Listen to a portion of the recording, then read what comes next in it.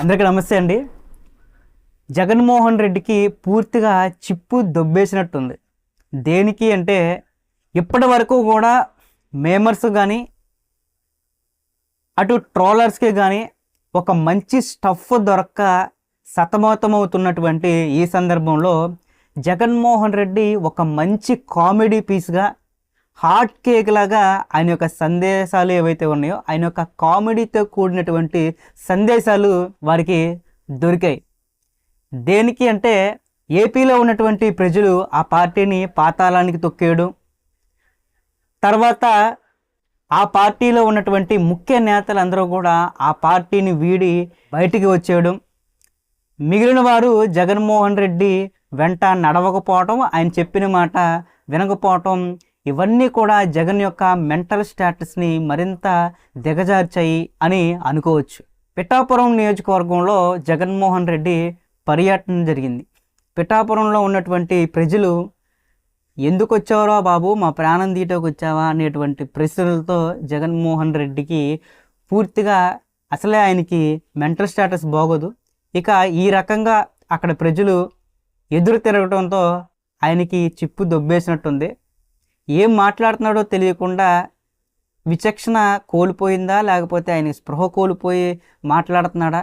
ఒక ముఖ్యమంత్రి, ఒక మాజీ ముఖ్యమంత్రి ఈ స్థాయిలో ఈ రకంగా మాట్లాడడం అక్కడ ఉన్నటువంటి సొంత నాయకుల్ని కూడా సిగ్గుతో తల వంచుకునేలాగా చేశాడు. ఆ యొక్క పర్యటనలో జగన్ ప్రెస్తో మాట్లాడుతున్నప్పుడు ఆయన ఒక మాట్లాడేటువంటి విధానం చూసినట్టయితే ఒక మాజీ ముఖ్యమంత్రి స్థాయి వ్యక్తి ఈ రకంగా మాట్లాడుతున్నాడా, అసలు ఇతను మాజీ ముఖ్యమంత్రి అనేటువంటి సందేహం కూడా ఎవరైనా కొత్త వాళ్ళు చూస్తే వాళ్ళకి రాక తప్పదు. ఒకసారి ఆ యొక్క ప్రెస్ మీట్లో జగన్మోహన్ రెడ్డి ఏం మాట్లాడాడు, ఎలా మాట్లాడాడో ఒకసారి వినండి.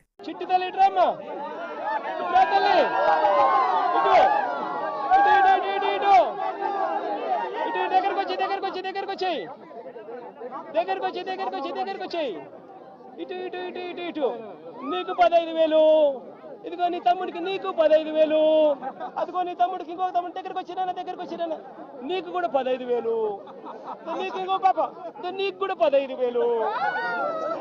సంతోషమా అని చంద్రబాబు అనేవాడు.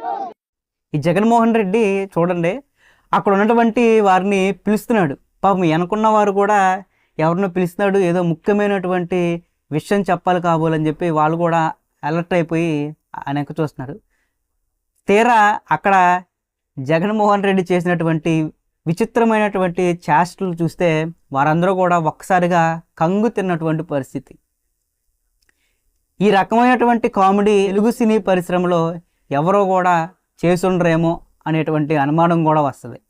ఇక ఈ రకమైనటువంటి చేష్టలు ఇప్పుడు ట్రెండింగ్లో ఏవైతే మేమర్స్ లేకపోతే ట్రోలర్స్ ఉన్నారో వాళ్ళందరికీ కూడా ఇవి హాట్ కేక్ లాగానే వాడుకునేటువంటి పరిస్థితి ఈరోజు ఉంది.